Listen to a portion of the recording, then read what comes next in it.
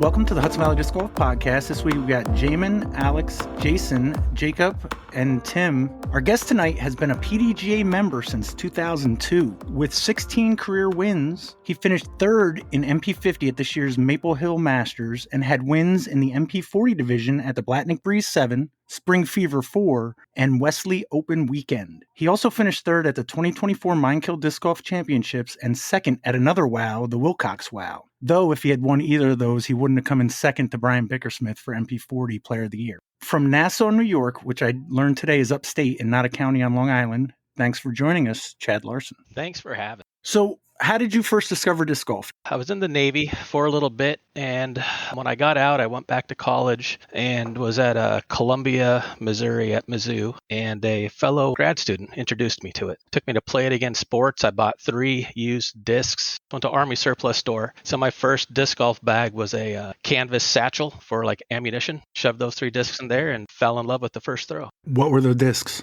3 discs that I never bought again. I bought a Aviar, a Gator, and a Raven, which is a out of production fairway driver, I think. So the first brand new disc I bought was an Eagle, this bright yellow DX Eagle. Loved that disc until, it hit a couple too many trees. But the first new putter I ever bought, so Columbia, Missouri is just right down the interstate from St. Louis, which is home of Gateway. And local 1,000 rated pro was sponsored by Gateway, and he had this brand new Wizard. And I wanted to be like this guy. So I bought a Wizard, and I've been throwing Wizards ever since. What local courses were there? So in Columbia, there were 3 courses, 2 at Albert Oakland Park. You had the top course and the back course. Don't know why they didn't do top and bottom or front and back, but it was top and back. And the top course was a short one, kind of a pitch and putt with some really old Mach 2 baskets. So every putt was a flip a coin if it's going to stick or spit straight through. The back course was much more challenging, had some Mach 3 baskets. And I actually stopped there and played it again this summer on my way to Masters Worlds, which was in Emporia, Kansas. I got to tell you, I have a lot more respect for my younger self on how much farther I could throw when I was young and in my prime. There were holes that I was used to birding that I was barely getting the circle to. Anyway, a couple of really good courses there, and then a brand new course, which was a Midwest version of Woods Golf at Indian Hills. Very challenging track. Lots of OB, lots of very dense woods on the back 9 of that anyway. And then played a lot in Kansas City because there was just the one tournament in Columbia every year, the Mid-America Open, still going strong. And to play other tournaments, pretty much had to travel to either St. Louis or Kansas City or up to Des Moines, Iowa. It was a big disc golf mecca. Des Moines.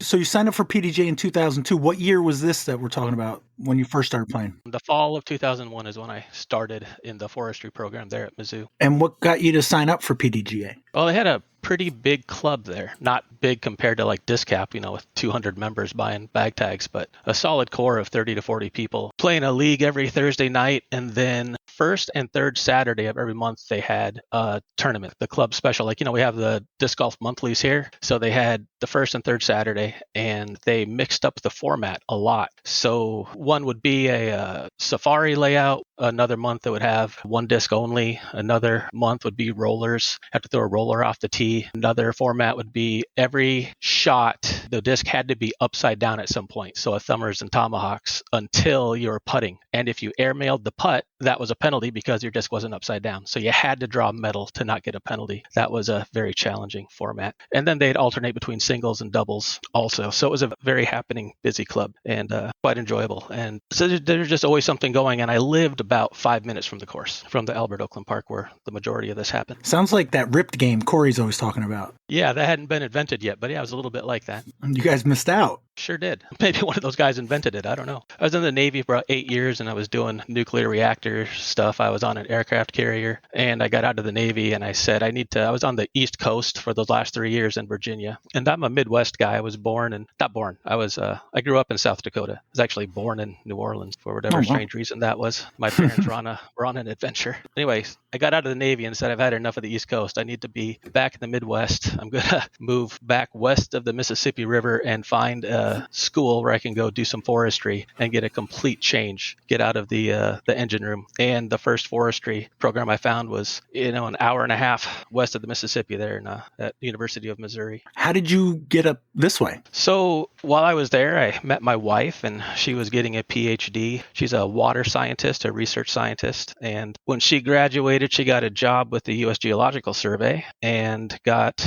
a position in Lawrence, Kansas, just another 3 hours or so further west. And so I tagged along. She outranked me with the PhD, so made it to Lawrence. And funny thing, or not so funny, is, Kansas is not known for its forests and its trees. In fact, it doesn't have a single forest. So it had no forest service. So my entire career path kind of came to a quick end there in Kansas. But the disc golf was still pretty good. I was even closer to Kansas City now, only about 35 to 40 minutes away. So a lot of great disc golf there. So to finish the story, about 13 years later, which was about 8 years longer than I was willing to live in Kansas, it's like I can live anywhere for 5 years. And 13 years later, she got an opportunity. She was up here working with the U.S. Geological Survey here in Troy or North Greenbush or DeFreetzville, or I have so much trouble with geography here in New York. She was doing some collaboration, and the director of the center asked, what would it take to get you to move to New York and come work for me? And she gave me a call, and I was like, move to New York?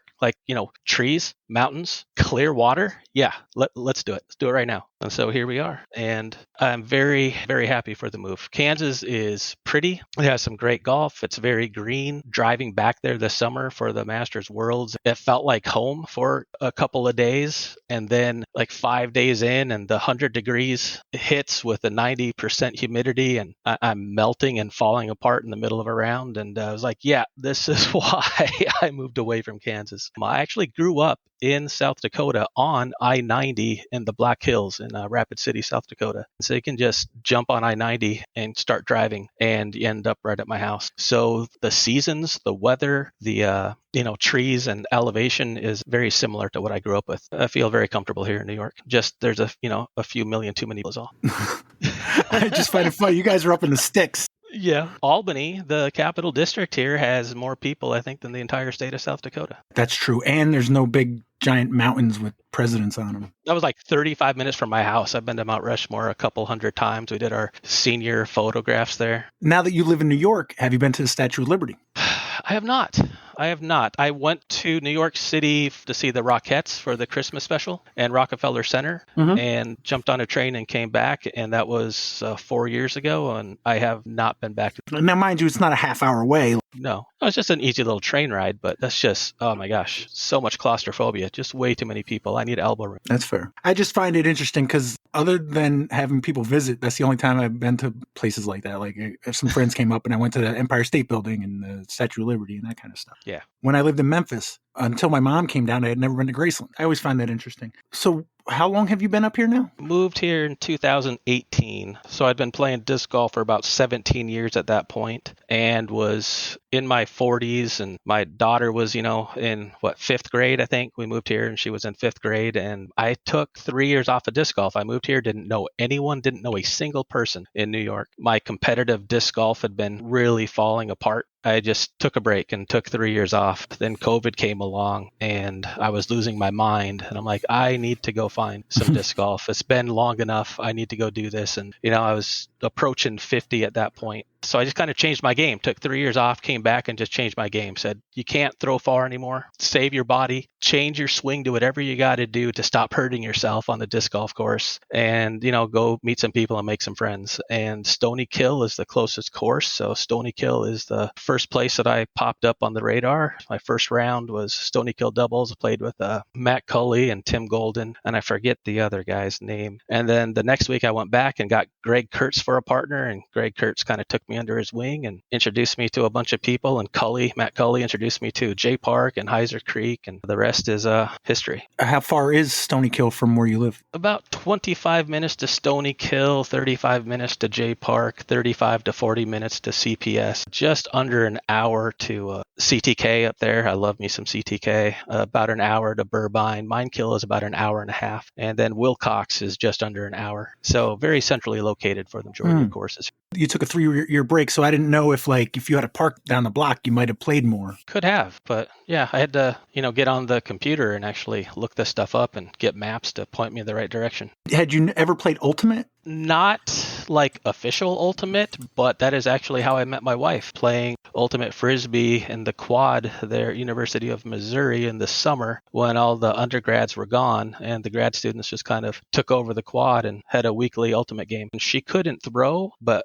she could run and she could catch. So I would, whenever she caught the frisbee and was looking lost, I'd run up behind her, have her hand it to me, and then just throw deep, and she'd outrun all the other girls who were guarding her. And there you go. Nice. How many unique courses have you played? I don't keep count. I have no idea. I couldn't even ballpark. It's got to be over 50, but I'd be shocked if it was over 100. That's a pretty big ballpark. I just don't know. Oh, that's cool. What about the farthest course you've played at? I took some discs with me to Norway. My wife went to Norway for an international water conference she was presenting, and I tagged along. Had to walk like 5 miles, and I show up, and the only basket I could see had grass taller than the top of the cage. The grass was halfway up the basket in the chain, and it was not maintained and unplayable. That was incredibly disappointing. So I didn't actually play, but that's the farthest course I visited. That was in Bergen. Are you sure that's not Blatnick?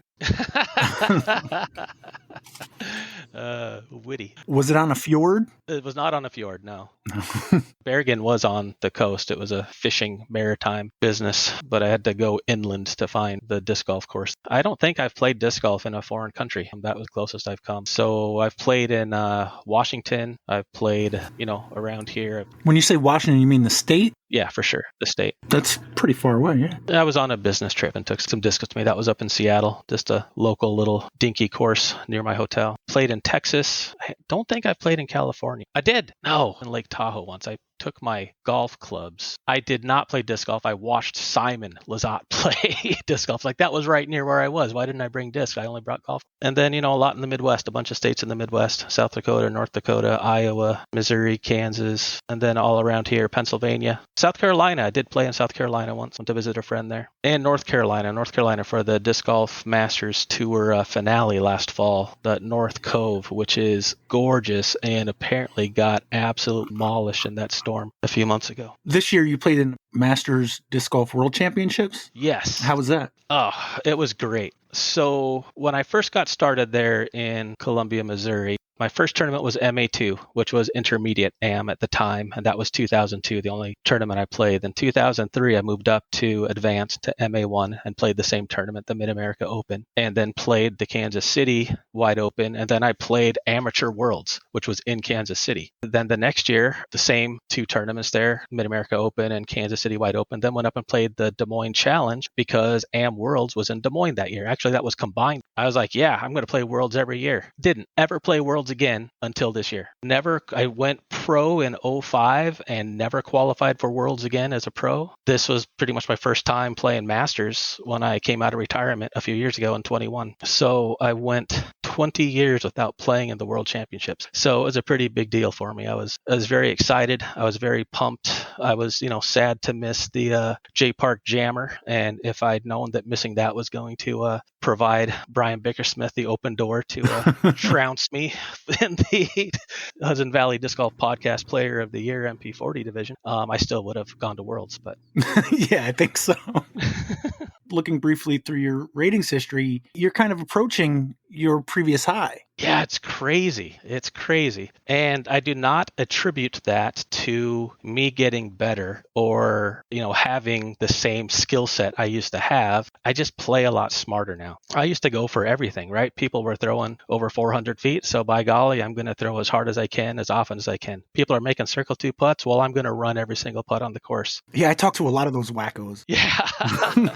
And the Midwest, especially around Kansas City, 1,000 rated pros are kind of a dime a dozen. So when I was a pro playing in these big tournaments, I was just a pro because I was paying the money to be a pro. I wasn't winning any money. I was playing for last place cash. And I don't know if it was 2007 or 2008, I finally got last place cash in the Kansas City Wide Open when it was a national tour event. And I actually tied Philo Brathwaite for last place cash without ever once playing with. It was 4 rounds. and we just did the roller coaster, completely opposite rounds, and never saw him, never met him, but tied. And I looked at the score of the year before, we were one stroke apart side by side without ever having played with each other. That's pretty cool. Yeah. Anyway, so I get here, I'm old, I can't throw far. Well, I throw far for, a guy who's 52. How far would you say? I try to keep it under control at 350. I can usually hit 360 if conditions are favorable, and I would be hard pressed to break 370 or 380 now, and 400 is a pipe dream. There's no chance of me throwing 400 ever again. Well, you don't want to break a hip. Yeah, I mean, you could break a hip. It's my back, my lower back. I just lock up that L4, L5, and boom, I'm in the chiropractor's office taking 2 or 3 weeks off. That was the story of 2015 through 2017 before I moved here. I just could not stay healthy. Just bad form and bad genetics, who knows. The main thing is nowadays, I don't care if I make a single circle 2 putt in an entire tournament, as long as I don't 3 putt. Yeah. And I used to bang circle 2 putts and turn around and have 2 or 3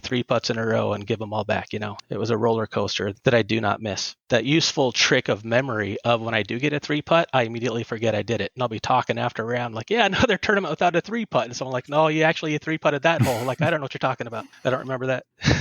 I literally don't remember that. Because sometimes you just want to forget it and get it out of your mind. Yeah, it's an aberration. It's a complete outlier. It didn't happen. Yep. Yeah. It's the exception that proves the rule. Yes. Had you played that particular course before, the Emporia course? No, I'd never played either one. I have played the Glass Blown Open that then became the Dynamic Discs Open. The last time I played it, there was a thunderstorm. I was camping on the course Saturday night. I'd been at the players' party and it almost washed my tent away. The next day, I just felt terrible, and I came back and I ended up with mono for the first time. Never had mono in my life. Strep throat and bronchitis. It damn near killed me. That was at Jones. That was it wasn't a Jones Gold layout. It was Jones East and West at the time when I played that. But the country club had not been turned into a course yet last time I played that. I think that was like a year or two later that they opened that. So I'd never been to the country club, which is now called Champions Landing. The other course we played at was it Council Grove, called Kansas View? A nice little course. But even if that had existed, that was over an hour and a half away from Lawrence, Kansas, and I'd never seen a tournament there, so I'd never played it. I'm not sure when it was put in, but super, super windy. Just on a bluff overlooking a giant reservoir with nothing to stop the wind. You also played at the Maple Hill Masters this year? Had you played that course before? Oh, I love Maple Hill. Yeah. I played it last year too, the Disc Golf Masters Tour at Maple Hill. I played it 2 years in a row now. And last year I played on the last round and I shot what I think is the best round of disc golf I've ever played in my life. Not by rating. I now have 2 rounds that are 3 points higher, but we played the FPO layout, though it didn't have any of the elevated baskets that the FPO will have. So, the FPO plays just a little bit harder, I guess. But the diamond layout, and I went 7 under bogey free last year for the last round to, I think, tie for 4th maybe. Anyway, it was just an outstanding. I'm still floating high on that round, and every time I go to Maple Hill now, I just try to relive the perfect round as far as what I'm capable. The 1031? 1031, yeah. Okay, wow. Because I was looking at 996. I think you said you got 3 points higher, and I'm like, oh, so you've only got 999, but no, 1031. You blew the lid off 1,000. Yeah, okay. Yeah, that was last year. So yeah, I got a 1034 way back in the day, and I don't remember too much about it. And then I got a 1034 this year at Masters Worlds, round 1 at this Kansas View course. And I still didn't play as well as I did that day at Maple Hill. Ratings is statistics. That old saying, there's liars, damn liars, and statisticians. Mm-hmm. I take all ratings with a grain of salt. It is, what we have. It is the measuring stick. And I don't have a better solution or any way to improve on it. But that being said, you always take the ratings with a grain of salt. I know what 1,000 rated round feels like. And so, make a statement, and some people might look at me warily, like, what is he talking about? I'm like, that felt like 1,000 rated. It could have been a 980, could have been 1,020. I don't know. I just know what it felt like to me. I know what it feels like when I'm in the zone enough to break 1,000. Like, I don't keep track of how many courses I've played, and I probably should. I could probably go back and figure it out, get a better estimate. And I no longer know how many aces I've gotten. I stopped counting, I don't know, like 2006, 2007. That's a lot of aces. 2006, 2000. No, I'm teasing.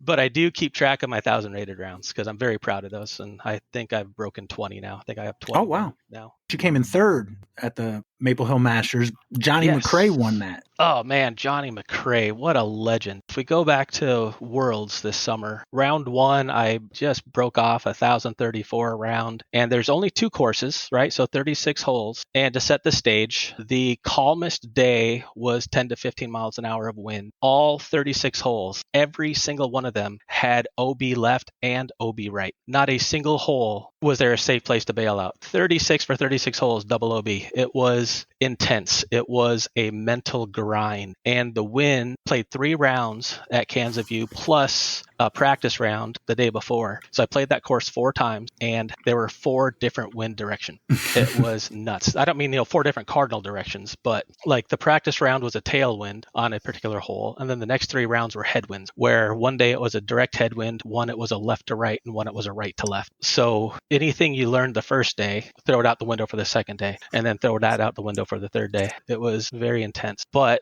put me tied for 4th after the first round. And, I made a big post on Facebook. I'm like, yes, awesome. This is great. I want everyone to share in this feeling. And then I never made another post because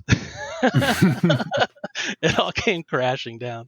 But the night we got there, I didn't carpool, but we did a convoy with Kerry Powell, who I met. I don't know if he's Connecticut or Vermont or Massachusetts. I can't keep track of this guy. Sorry, Kerry. We met at the Disc Golf Masters Tour finale the fall before down in North Carolina. So we kept in touch, and we were both going. And so we did a convoy and we camped together. And that first night camping, there was a massive Midwest thunderstorm. There was lightning from 11 o'clock at night till 6 in the morning. It rained for 6 hours straight and dropped 6 inches of rain and completely flooded out all of the field events at Champions Landing. They had to cancel all field events because where the distance competition was completely underwater. The bridge between hole 16 and hole 18 was completely underwater. The detritus from the water rising was under the basket on 16, the island hole. It was intense. And so that first round, with all this OB, the ground was nice and soft and spongy, and I had numerous discs spike down 3 feet or 2 feet from the OB and stop. Well, a few days later for round 3, now it's 100 degrees. It was like 115 to 118 heat index. It was nasty. And the 25 mile an hour wind, I would hit dead center 40 feet from both OBs and skip out of bounds. The ground completely dried out. The wind was vicious, and I had 10 OBs in one round and threw 10 over par, where 2 days before round 1, I had thrown 6 under par, 16 stroke swing on the same course, completely different conditions. That was the round that I saw Barry Schultz DNF out of the Masters World right behind me. I was on the 3rd card playing with Ron Converse. What a legend, that guy. I think he ended up shooting 6 under, same that I did the first day in much harder conditions. He was great. But I was on hole 16, which is like 2 islands. There's an island for the landing zone and then an island for the actual green in the basket. And I hit dead center of that landing zone. So it's a par 4, but if you could throw 450 feet dead straight into a 25 mile an hour cross, by all means, go ahead and go for your eagle. But I just laid up, hit dead center of the drop zone and skipped OB by about 1.5 feet. And so I had 10 OBs. I was just sweating bullets. I couldn't grab the disc. So one of those OBs was because the disc slipped out of my hand. One of those was a really bad shot, and 8 of them, the wind blew it. And I think one of those remaining 8 OBs was out of bounds by more than 2 feet. Just nothing would stick and stay in bounds. It drove me nuts. I was losing my mind. So after round 1, that 1034 tied for my highest rated round ever, I was tied for 4th with Jay Yeti Redding. So he bumped me off the lead card by a lower PDGA number. And then round 2, I got to play with Johnny McRae at Champions Landing.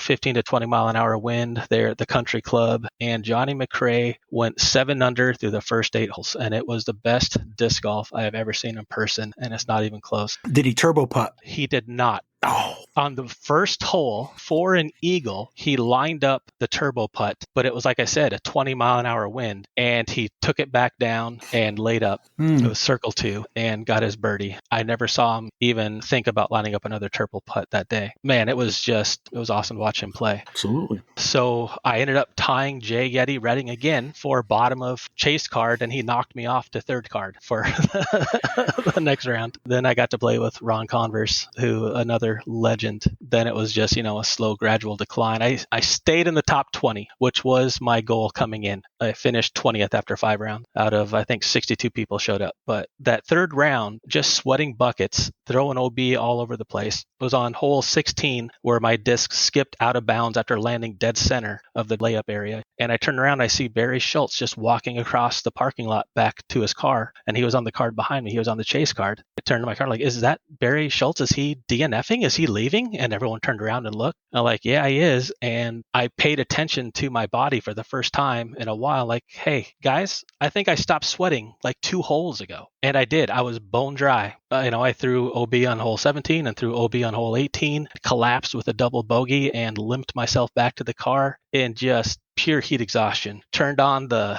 air conditioner, grabbed an ice cold Gatorade, and about 5 minutes later, the waterfall came back on and I just started gushing sweat again. It took me about 2 weeks to recover from that. It's crazy. Vicious conditions. So if you see Barry Schultz at the bottom of Masters Worlds, MP50, DNF, that is why, those conditions. I guess I played disc golf 8 days in a row, right? Getting in some practice rounds, 5 tournament rounds, and then afterwards another practice round at another course, that I remembered from my days when I used to live there. I have not played disc golf 8 days in a row in 10 years, at least. I can't handle it. Yeah. The grind was too much for me. I folded. I was a limp noodle, but it was awesome. I don't know that I'm going to go to Worlds this next summer in Minnesota, but I'll maybe take a year off of that and go back and try to go to the Disc Golf Masters Tour finale again. Maybe I'll just kind of alternate the finale versus the Worlds, assuming that I qualify. It sounds like Worlds moves every year. Does the finale move as well? I don't know. Last year was the first one. This year they were going to have it at the same place, and a couple of weeks before they're going to have it, or maybe a month before they're going to have it, the hurricane remnants destroyed it, and they had to do an emergency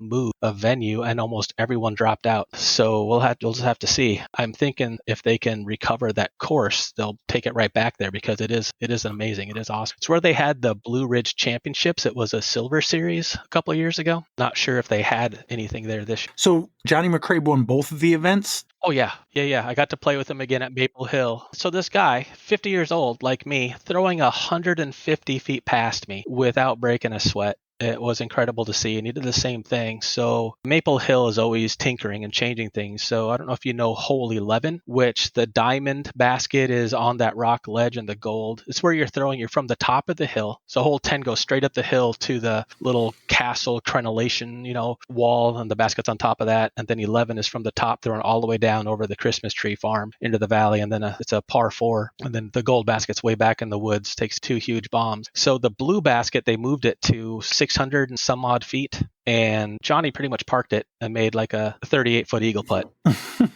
He big putted me. I was 3 feet in front of him for my second. So I'm putting for birdie. He smashes in an eagle, and I stand up and just noodle arm it right into the cage.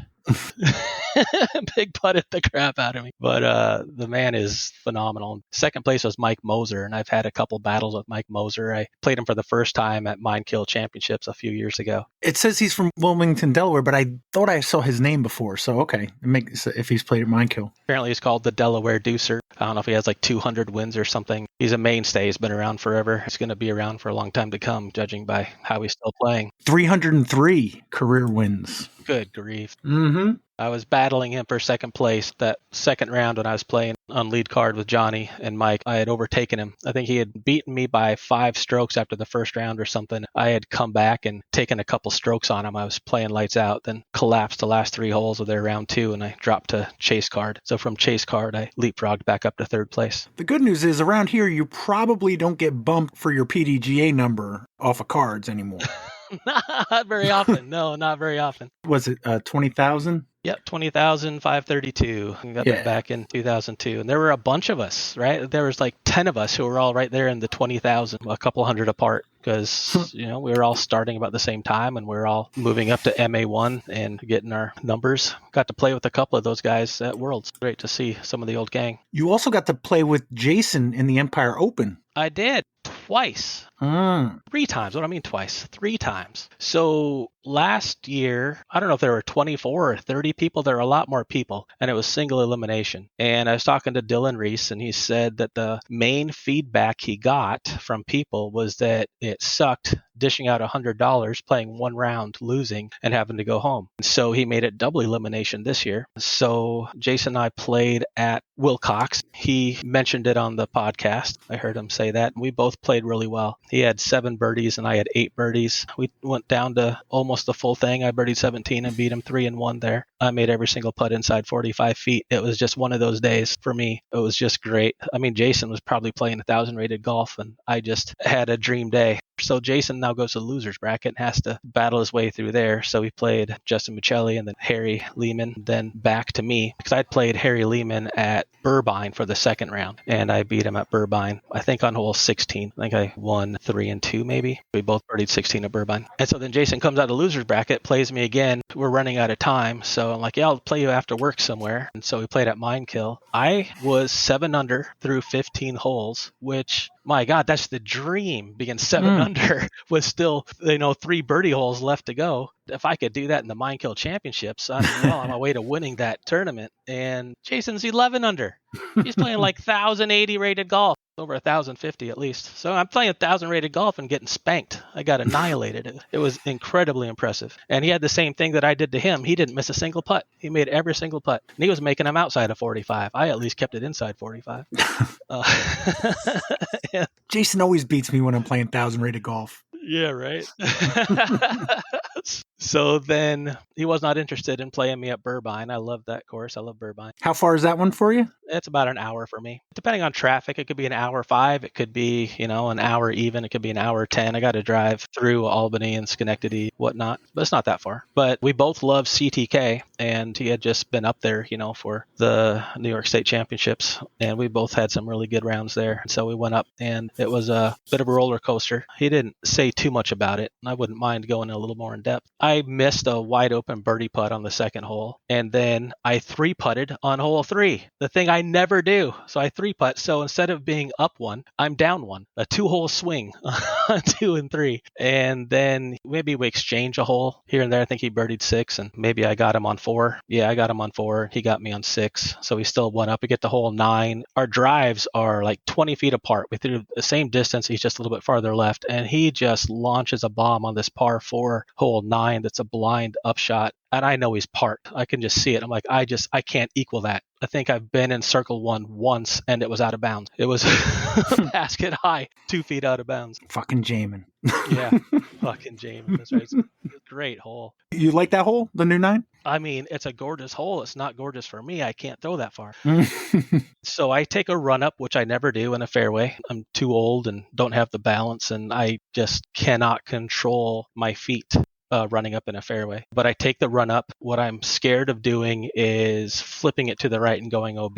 So instead, I saw it off left and go OB. So now he's up 2 after 9. We push 10. We push 11. I think he throws OB on 12, so I get one back. I put it under the basket on 13. We're tied. He throws OB on 14. I put it right under the rocks, the big boulder, putting straight up at the basket and cage it. And he makes an amazing shot from his OB lie. Amazing shot. And we push 14. Then 15, I put it under the basket. 16, I put it under the basket. And 17, I put it like 10 feet for the basket. All of a sudden, everything just clicked. I was just on fire for those last 5 or 6 holes and managed to come back and take it from him. And that got me into the semifinals, or the final bracket. And so there's 4 regions and 1 survivor from each region. And it was Dylan Reese, Todd Springer, who I had never met, and Jeff Ernst. He was actually injured and he had to drop out. So Dylan got a bye into the finals. And so we're going to go to Minekill. That's the plan. But we can't. I have 2 weekends of team challenges. Other people have other problems and no one wants to play on a Sunday. And then there's Thanksgiving. So we pushed it so far that there is a big snowstorm and there are several inches of snow. I mean, like maybe even 6 or 8 inches of snow. And we have to move from Minekill since I'm somewhat centrally located, because I think Todd Springer was driving up from either either Connecticut or New Jersey. I forget. Connecticut. And Dylan Reese is coming from Rochester. So I'm like, well, Stony Kill is right here close to me, and I can go check it out, and I can make sure it's free of snow and, shovel anything that needs to be shoveled. And they're like, yeah, that's pretty central. Let's do that. So we ended up at Stony Kill. I'm on the Stony Killers. So I thought that was a pretty lucky draw. Todd Springer and I, great guy, was sponsored by Infinite Discs, maybe. Sounds right. Yeah, 990 rated player, been like 999 or 998 it looked like. So, a lot of people, 1,000 rated is kind of their break point for, this guy's really good. For me, 990. If you're over 990, I'm scared. That's like pretty much half your rounds are 1,000 rated and above. 980 is really impressive. And 980, I'm expecting 980 disc golfers, to beat me more often not, but they're still playing a level of disc golf that I understand. But that 990 to 1,000, that's just another level. You're playing a different game from me. But he didn't know the course. He was playing it blind. We played it pretty close. It was a bit of a roller coaster. We didn't push too many holes. It was up and down. I think I was up 3, and then he won 3 in a row. We're all tied up, and I think it came down to the last hole, and I took it 1 up with a birdie on 18, which is rare. I rarely birdie hole 18 at Stony Kill. It's just such a janky hole. Yeah. It surprises me that Todd Springer has never played Stony Kill. Yeah. It's not local to him. I know he plays a lot of FDR, and he'll play at Kisco and such. Probably a little further, but it's just the other direction on the Taconic. So yeah, a great guy. But he said he was moving. I think he's moving to Oregon. I did not know that. I'm not going to get a chance to play with him. I was hoping, hey, another guy to play with and compete with that has some impressive skills to test myself against. But like he said, he's moving right after Christmas, right after New Year. So anyway, it gets me through the finals, and Dylan was,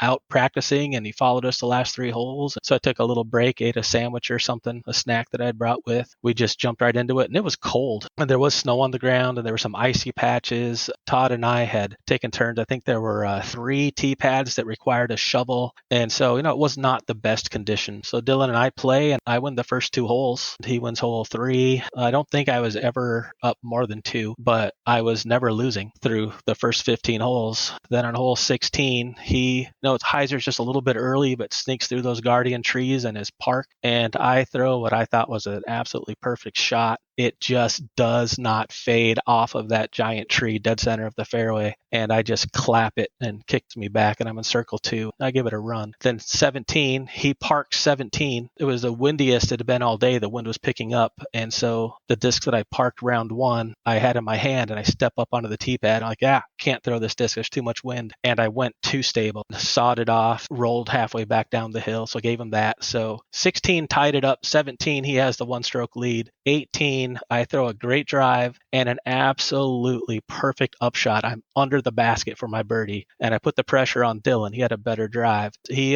saws off his putter, and Heiser's out. He's in circle 2 for his putt through a tree and under a branch, and just drains this incredibly technical birdie putt while I'm under the basket to win 1 up. And I went and tried it 3 times after he made it. I didn't come close on any of the 3. It's a putt I can't make. So kudos to Dylan. It's his tournament. He had some adversity early in the round and just held strong and finished with a turkey birdie to win the Empire Open. So congrats to him. That was a great format and a great round. I only get to play match play really in Team Challenge, and it's a very interesting format. It requires a different approach. I'm not sure how to get more match play, or if I need to get more match play. Maybe, playing on 2 different team challenges gets me sufficient match play over the winter. Anyway, I highly recommend people to join in with a double elimination. Maybe, I don't know, but the more people there are, the more prize money there is, that's for sure. If Jeff was able to play, if he wasn't hurt, the idea was all 4 of you would have gone out and played on the same card? I think so, yeah. I think we would have played on the same card. That was my understanding. And then the winners play for first and second, but the 2 losers are tied for third, and we get the same money. So Jeff got the same money that Todd did, even though he didn't show up to play. Would double elimination have still applied at that point? If, like, say, Dylan and Jeff came in undefeated, would they have to win twice? Okay. Yeah, so that was the thing, right? I was undefeated because I won the first 2, and Jason came out of the losers pool. So he had to beat me twice to doubly eliminate me, where I only had to win 1 of those 2 matches. So I definitely had the advantage there. But, he beats me that first time, and now we're sitting there. We're both 1 away. So we got the sudden death match. And so that advantage disappeared as fast as it's possible to appear. And Jason, do you know, had Dylan ever played Stony Kill before? I know he's played Mine Kill. Yeah, he's definitely played there. He's actually got a pretty viral ace on hole 1 with a summer. Yeah. And that was New York State's 2018. Okay, I've seen that. Okay, that was him? Yes. Yeah. First throw of the tournament, hole 1, thumber, bounces it off the hill into the chains. Very cool shot. And he certainly referenced it. He was certainly talking about it before we started. Chose not to do that and paid the price and got a bogey. That's what he gets. Yep. Got to dance with what brung you. Hit him with the twice or it's luck type of thing. Jaimen, you got a question? Yeah, I actually have a guest spot. I just asked Corey to give me a question. So I'm going to read Corey's question. Let's hear it. All right. This is a long one. You're getting ready to spend the weekend at Minekill for the Minekill Disc Golf Championship. You have all your camping gear ready to go. The last thing you grab is your disc golf bag. You drive all the way out to North Blenheim. Blenheim? How do you say that, Jason? Yeah, just pick one and go with it. North Blenheim. It's like Minekill, space or no space. Yeah. When you realize your bag is feeling kind of light. Then you realize almost all of your discs are missing. What 3 discs plus your putting putter are you hoping are in there to allow you to fend off Mike Mosier to win the Minekill Disc Golf Championship? Oh, yeah. I mean, easiest question ever. I'm going to take a Hex for the mid-range. I'm going to take a River for my fairway, and I'm taking a Wraith. Wraith is my favorite disc other than a Wizard since 2006 when I bought my first one. And Wizard is a putter? Wizard is a putter. Oh, gosh, yeah. I'm glad Corey had something because I was just going to ask if you were taking a business trip to Washington, what this is.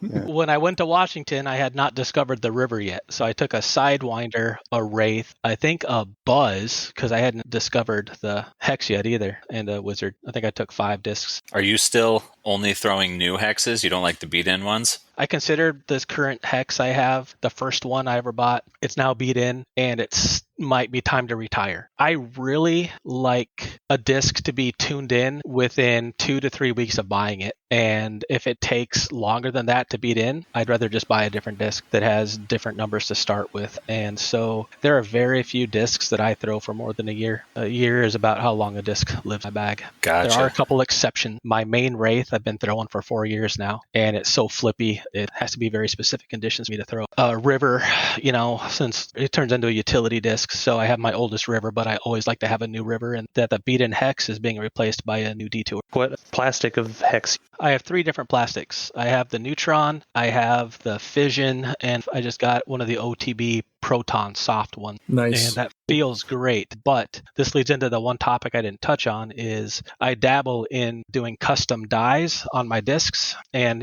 for assorted people that I meet who like them. I haven't really made a business out of it yet, so to speak, but I have a name, look into my dies, and I have designs on making a business out of it eventually, but, some other stuff in the personal life has to clear up before I can, make that a legitimate effort. But I love to put dies on discs, and so I tend to choose my plastic based on what dies the best. And Neutron, hands down, dies the best. And so I am going to default to Neutron the majority of the time. I did not like the Fission. I didn't like the feel. I didn't like the flight. And I didn't like the dullness. It's more of a matte finish for the dies. So I'm going to avoid Fission from now on. The Proton feels amazing. I love the Proton, but I don't think it's going to die very well. But I have not tried yet, so maybe I speak too soon, but those translucent plastics tend to be challenging for the die. A lot of people will complain about dies,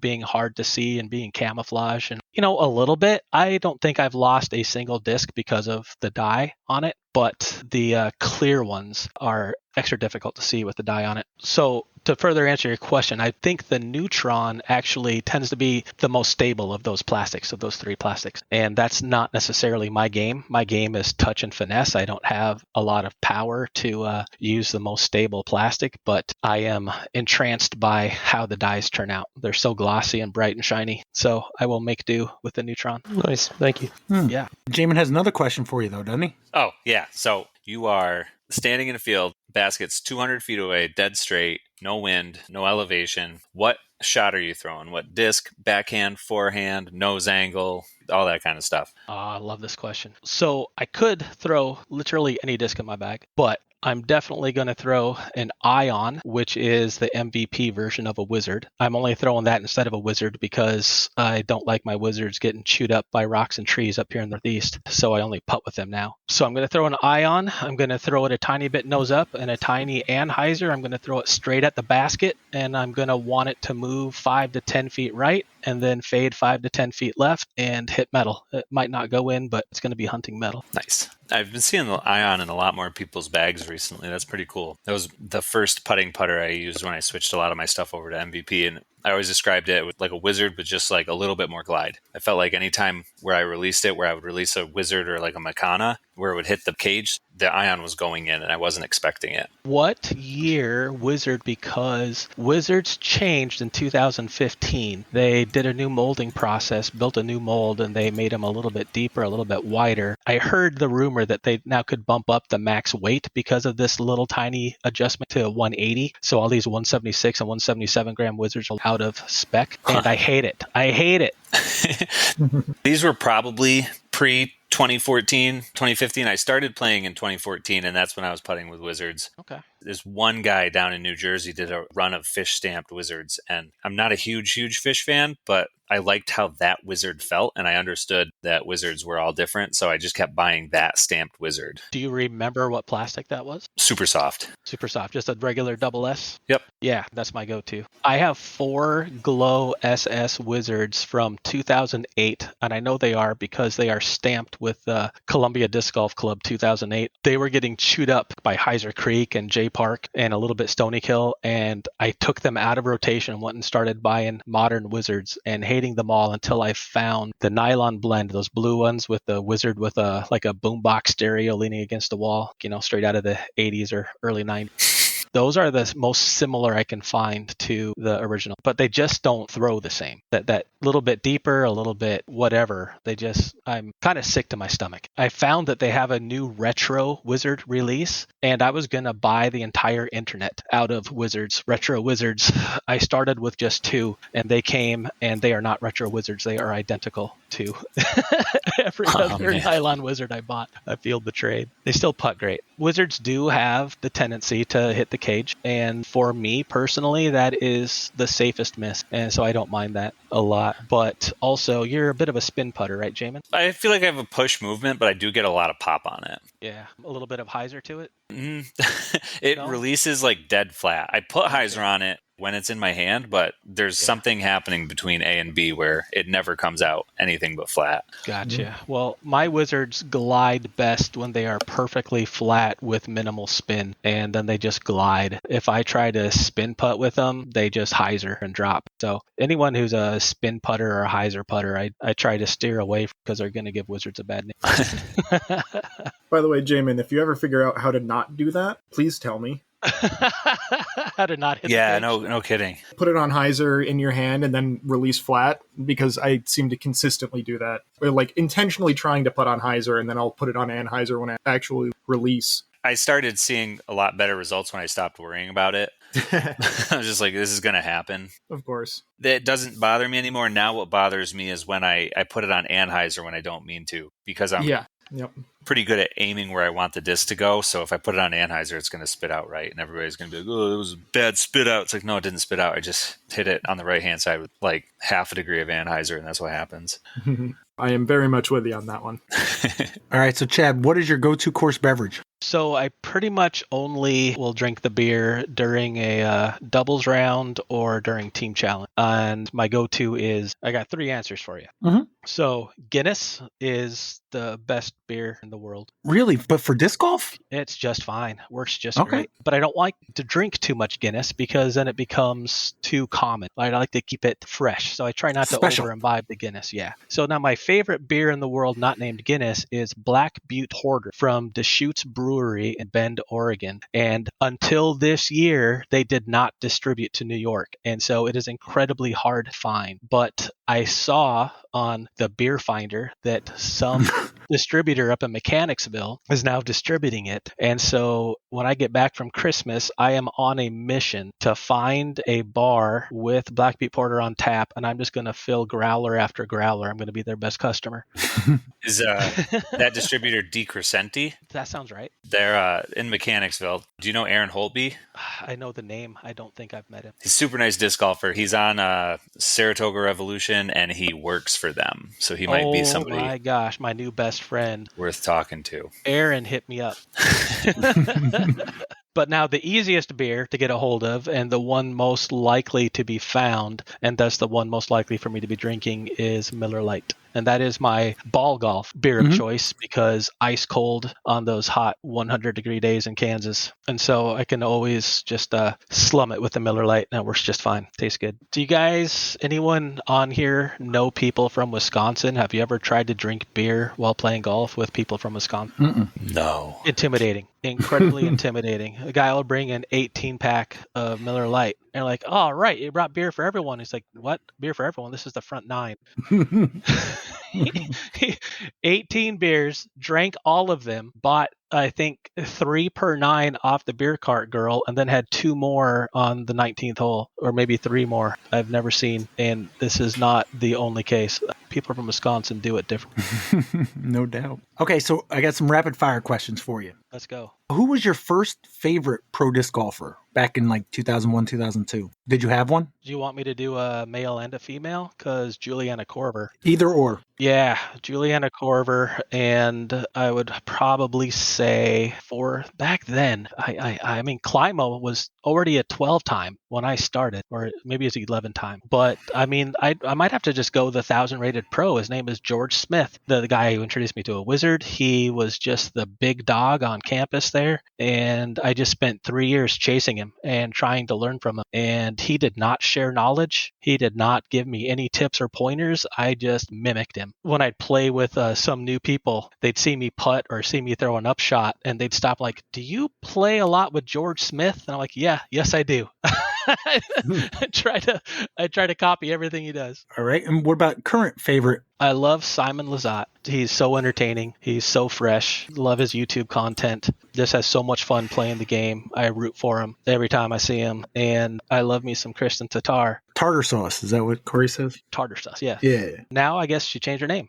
And I heard it's not Lot. They actually pronounce it Let, whatever that little symbol is called. So we'll see. We'll see if it's Kristen Lot or Kristen Let or Lut. I don't know. Anyway, but still, Juliana Korver. I saw Juliana at Masters Worlds this summer and just went fanboy geek all over her. So I helped run a course in Kansas City during the 2009 Worlds. And she came to the course. She was not competing, but she was covering the event, and she came to the course early. So I walked it with her and showed her some stuff, and then she was following the lead card, and that was Des Redding 2-time, Valerie Jenkins 3-time, Carrie Berlagar, and I forget who the 4th lady was on card. This was actually the first time I ever saw Paige Pierce. Paige Pierce was doing a walkover in FA1, just dominated Worlds in the amateur division, with her dad saying, she's going to go pro, she's going to be the best female disc golfer in the world. And we're all like, yeah, sure, okay. And then lo and behold, he was pretty much right. Anyway, so midway through the round they were playing at my course, Juliana came by and said, hey, I have to leave, but I'm live posting these scores. Can you take over for me and follow the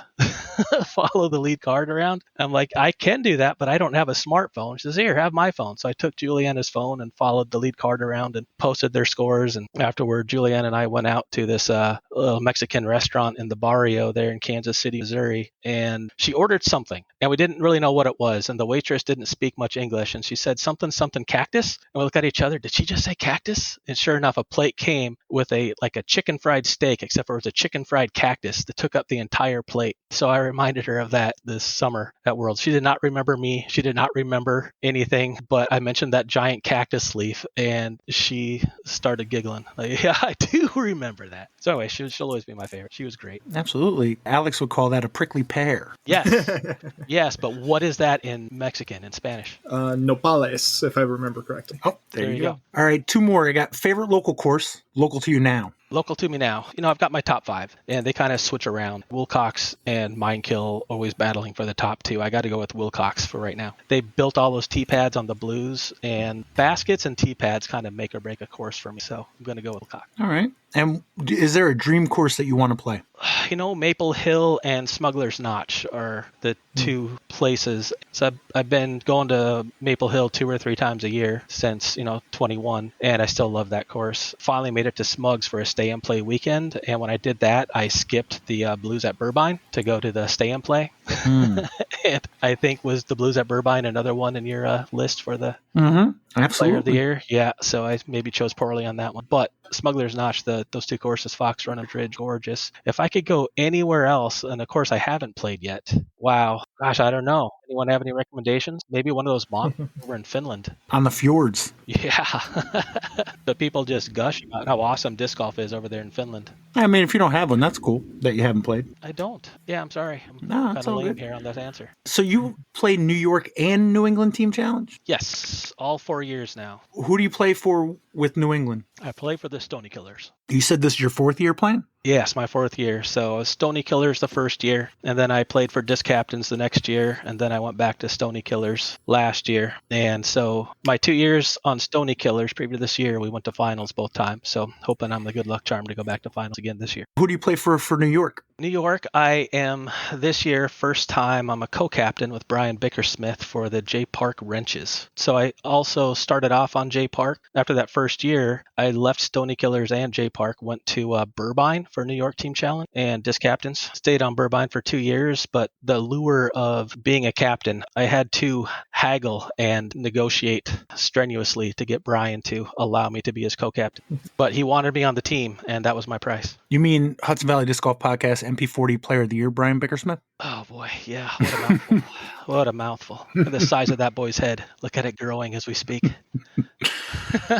Congratulations to him, though. Well done, Brian. So what's your next match? You got Minekill next, right? Minekill at home at J Park. And then I think Stony Killers after that at home. I think the Maple Hill Diamond, maybe? That's correct. Yep. There you go. So 2 home matches in January. That's always good. Traveling in January is iffy. When is that? That's the 25th of January. Okay, so it's the 11th is the first? Yes. Jaimen, you guys play at the end as well of January, or when do you play next? Yep. Disc Captains have Daisy coming to us on the 25th as well. So there's going to be a lot of Massachusetts in New York that day. Okay, so the 11th and 25th. All right. The other thing I wanted to go over was the Jenkinsville Monthly, but before I get to that, I wanted to talk putting league. 9-Pin Sighter Putting League, Week 7. Mark Bryan posted a great final week featuring 74 players. Congratulations to all the winners, both tonight and through the entire winter 2024 season. We had a fantastic selection of prizes thanks to 9-Pin Sighter, Worthy Signs and Apparel, and New York Disc Golf Supply. They have a non-paid league and a paid league. So in the non-paid league this week, looks like Jake Bliss had a 17, Mark Bryan an 18,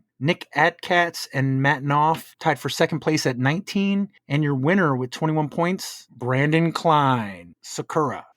In the paid league, 3 players had 17 points. Looks like Pete Lauber, Josh Lee, and Chris Myers. With 19 points in fourth place was one half of Camel Case Corey, Tim Goyette. Yep, it was a good night. Any comments other than that? I thought it was a good setup. I think it was pretty challenging the way Randy and Adam and Mark set it up. The first hole had 2 of those giant jugs on either side of a marksman, which after I told you about how I was putting Team Challenge the Saturday before, I was pretty sure I was going to miss all those. I don't think I missed one on the first one, so it felt pretty good. Heck yeah. Tied for second, Kyle Moore and Devin Lamke. And your winner with 23 points, Jay O'Leary, won $35. They did prizes for this week. Looks like Joe Karen got a shirt. Ross O'Toole got a tumbler. So did Adam Nelson. Pete Lauber got a shirt. Mark Bryan got a hat. Can he accept gifts? I'm going to have to talk to some kind of official on that. He got a hat. Matt Knopf got a 9-pin pack. Devin Lamke, a Worthy Straw Cup. A 9-pin shirt for Brandon Klein, my nemesis. And a 9-pin pack for Jay O'Leary. So they're taking at least a couple weeks off because they didn't do it this week, right? Yeah, there was nothing tonight. And I think Mark Bryan's talking about coming on next week, so they're probably not doing it next week. So it looks like it'll start up again in the new year. It's 2029 already? Yeah, I know, right? We're zooming by with this time period. For aces, Mark Bryan, Alex Rockwell, and Mike Battisti split the ace pot, a total of $55. Looks like $18 split. Is this done and then they start anew, or does anything carry over? I think it starts anew because it's the best 5. Okay. The scores that are right now are your best 5. So I think it's a new. That's they fair. break it up. Was that the 9-pin? Yeah, 9-pin. That was my understanding. Yeah, it's a separate season when we come back. Okay. Congratulations, everyone. Enjoy your holidays, and we will see you again January 6th. Before we get to Jenkinsville Monthly, Skylands also had a monthly. It was like 10 degrees, so I didn't get my ass up. I believe they played Wolf Woods because I think I saw a post where Brian Heller shoveled the tee pads. Brian posted, though, it was chilly for sure, but not too bad once you were throwing. 18 Brave Souls came out for the final monthly of 2024. Now, they do a point series, but this didn't count in it. That's already done for the year. Looks like C Pool was won by Richard Clayton Clapp. The B Pool,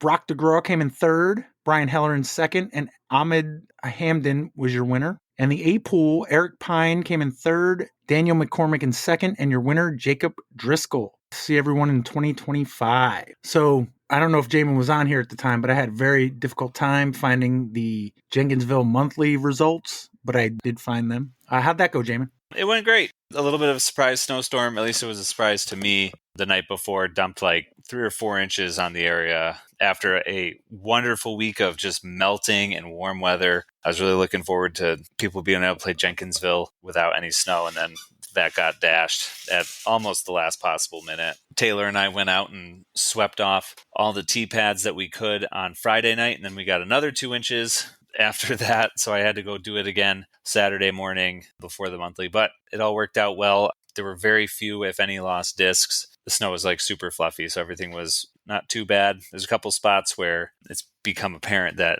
I need to add some more stairs and stuff just to make navigation a little bit easier, but overall, I think everybody had a good time. The disc swap went super well. I totally forgot to use mine, but then the donations went super well. They're still sitting in my trunk, so I don't know how many there are, but there were definitely more donated discs than there were people there. So I know Queensberry is going to be really excited to be able to use those for years to come, teaching new people disc golf. What disc did you get in a swap? That's a great question. I'm going to look it up quick. It was part of the Drew Gibson Company Finish Line, something like that. I don't remember what it's called. It's sitting in my bag. I put in a Warship. I don't remember who got that, but the way that the disc swap worked is if you put in whatever disc you get back, you get to use that disc for a free mulligan at some point in the round if you choose to. And I just forgot. I think Finish Line discs. You're saying I missed my putt and I got a Warship in the swap. I could use that to make my putt? Yep. All right. You could try. Well, I have a tendency to miss 5-footers, Alex, so I could use it to make a 5-footer.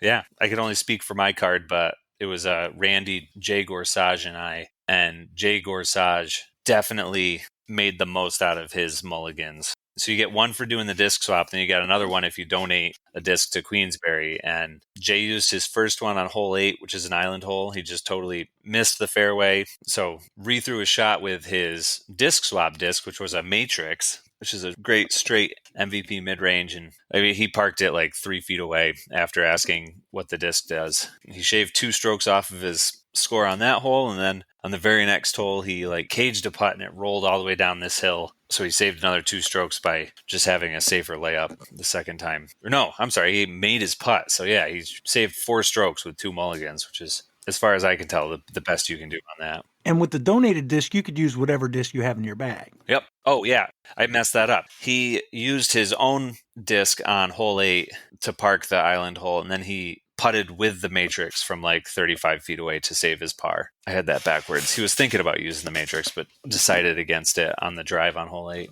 Okay. Looks like Todd Lorentz won the rec division. Tim, looks like you've played. How'd that go? It was good. I've only played Jenkinsville once before, and that was last year's monthly in December. And we played the first 9 were the red tees and the back 9 were the blue tees. I played horrible. I think I took home the second worst tag in all of Disc Cap after that match. So I wanted to get back to Jenkinsville, see the back nine that would put in and play that. And it was another, I was telling Jaimen as I was leaving, it's another great course. I mean, Jaimen really, that's a great use of that backwoods. And the OB is really awesome on some of those holes. It really makes you think about your tee shot. Some of the greens, I think, are just fantastic. And it was just in playing in the snow and all the ice and the rock hard ground. It still was a lot of fun to play that round. I said it wrong on Saturday. I think hole 8 is actually my favorite. That island with that green, that's just an awesome hole. There's so many fairways that have that one tree right in the middle that you want to miss. And when you do, you just feel good about your throw. So I played with Brandon Klein, your arch nemesis. Yeah, I got to tell you, he doesn't have a clue why he's your arch nemesis. So I don't either, but it's fun. So that's what I told him when he said that. I'm like, I think it's just a good story. It's a plot line. Mm-hmm. So I played with him and I played with Brandon Medina. Yeah, we had a really nice round. It was just, no one played good, but we all had a good time. I'm trying to think if there was anything electric that happened. It looks like you tied Evan Parsley. Oh, Evan Parsley. Oh, I do have a good story about Evan Parsley. Did he play the wrong hole or play barefoot or something? You know who did play a wrong hole is the card in front of us with the Clay Missioner and Terry Hudson. Oh. After hole 7, they went the wrong way. So instead of going to the new back nine, they went to the old hole 8 and they walked up to the tee. I don't know if they threw a shot or not, but they walked there, then walked back across the fairway of hole 7 while we were about to tee off. Yeah, so I don't know what happened there. And then when they were down on the green of hole 8, they were yelling to figure out, back up to us to figure out where to go next. So Brandon had at least played the course before and knew you had to come back across the bridge and go up the pathway to go back the other way. They're also keeping score on an app that has a map of the course on it. Oh, that is true. Yep, that's fair point. But the funny story with the disc swap, I was standing next to the other half of Camel Case Corey, Brian Monahan. The guy who beat you by a stroke? Oh, yeah. I mean, he beats me all the time. It's not. Yeah, no, that's fine. He kicks my butt every time we play, so it's all good. That's why we make good partners. As Evan went up to pick up his disc, Brian leans over to me and goes, this is going to be really funny when Evan opens his disc. So he opens it up, and it's this green Watt. And he looks at it and goes, oh, nice. I used to have a disc like this. And Brian goes, that's the disc you used to have. You sold that to me a year ago.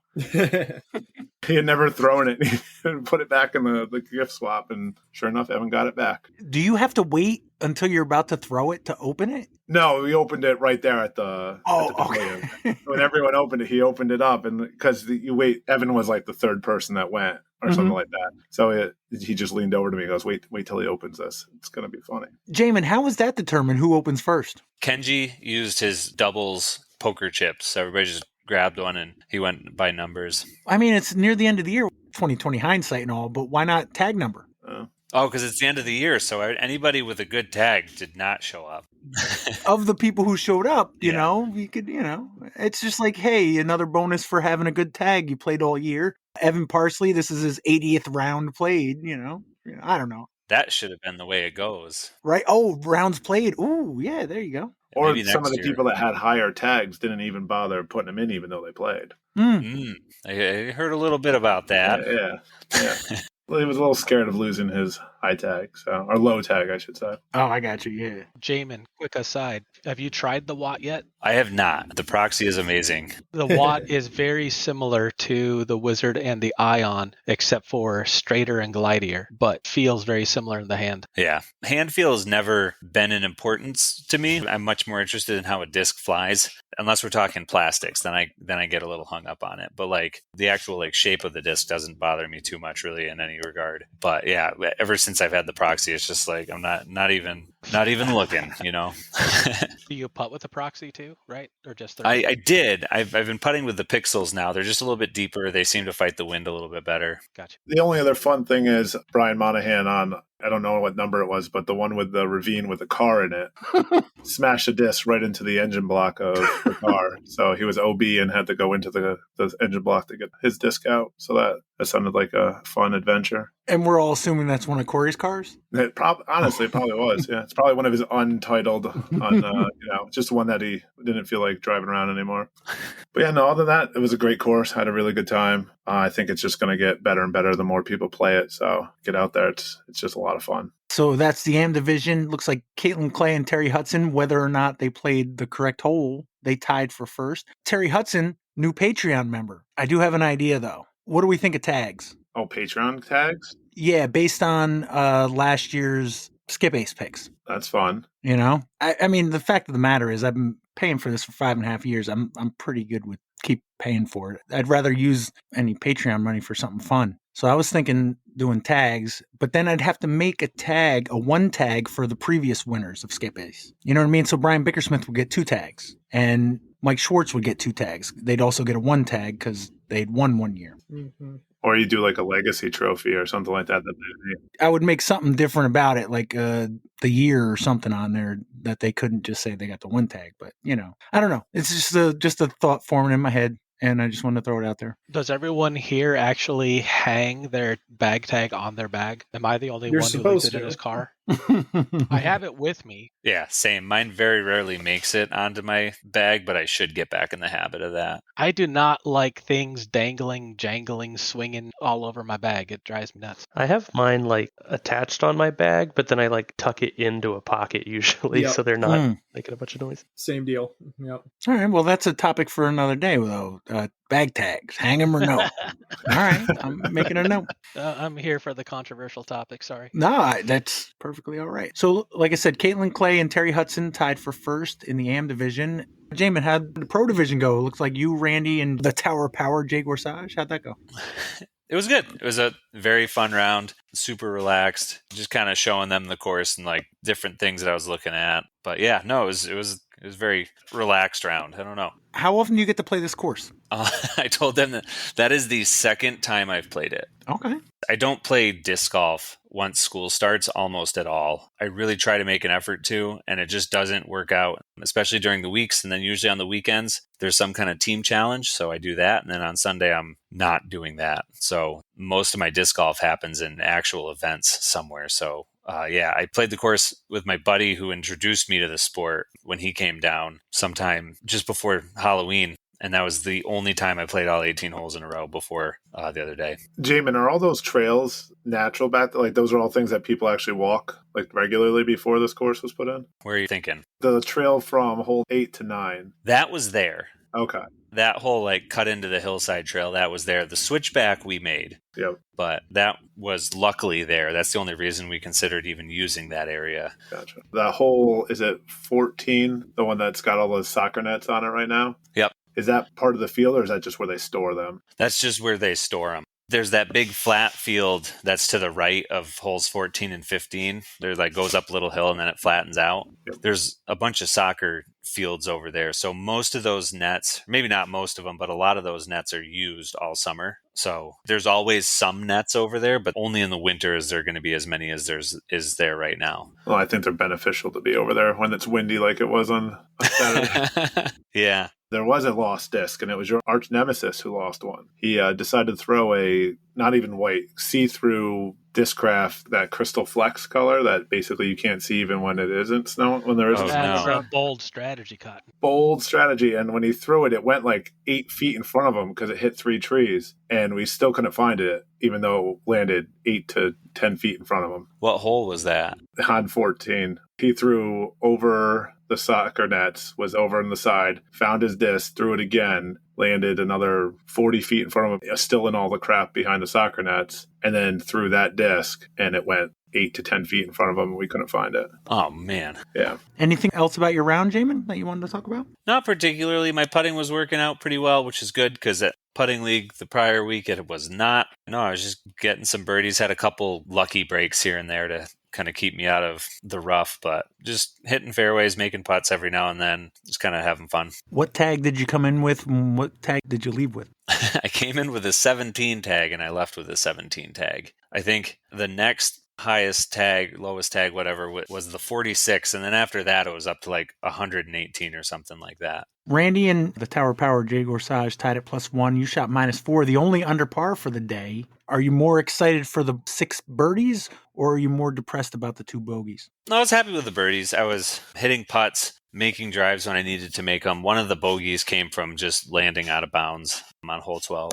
Hole 12 is, it's got this ravine in between the basket and the tee pad. It's not super big, but it's big enough to conceal an entire flipped over car in it. I think that's the one that Tim was talking about. I just kind of threw a bad shot and kicked into that out of bounds. My other bogey, I don't really remember even where it was. Oh, it was hole 3. That was the hole that I just completely forgot that I had mulligans. I really shouldn't have even had that bogey. I just hit something early on an approach shot and missed a long putt. But my birdies just kind of came from hitting the fairway good enough and then making putts here and there. Nothing too crazy, but it's kind of in that realm of 20 to 30 footers that you really want to make. So if you make those while you're having good drives, you're going to be scoring decent. You said you donated to Worship. What was your other donation disc? Oh, that's a good question. I donated 3 discs. One was a glitch, one was a rock, and I think the other one was a Mako 3. Okay. What about you, Tim? We heard about one half of Camel Case Corey Bryant Monahan's donation, but what about yours? What did you throw in? I threw in an MD3, probably a pretty bad disc for that day because it was crystal clear, but it was one that I don't throw MD3s, so I thought I'd throw that in there. And then I donated, I think, like a baseline Sensei or something like that I had. And then I got back a Big Z Luna, which I can't stand the way those feel in my hand. So when I used it on a tee shot that I shanked my detour on, it was even worse of a shot. Maybe I think it was probably like 20 feet further, so I still took it, but I don't know. They just feel bad in my hand. They're just so deep. I don't really like them. All right. So that was the monthly. Does First Tracks count as the monthly for January? Yep. Yeah. I'm going to go through. Just give me a yes or no if you're planning on attending First Tracks. Chad? Yes. Alex? Yep. Jacob? Not sure. Undecided. That's cool. Tim? Yes. Jason? Oh, you're not here, you bastard. No, I'm teasing. Jaimen? Yep. All right. I looked at Jenkinsville and saw 2.5 hours for one round, and I was like, maybe not. So, but yeah, I think I'm going to try to make an effort for First Track. That's on next Wednesday, right? Yep. All First right. of the year. One other thing, Northway Brewing, does anybody have any information on that? Again, I wasn't able to locate any. I think the winning score was 14 this week, but I don't know who shot it. It wasn't Jaimen Hume? No, I absolutely biffed it at league this week.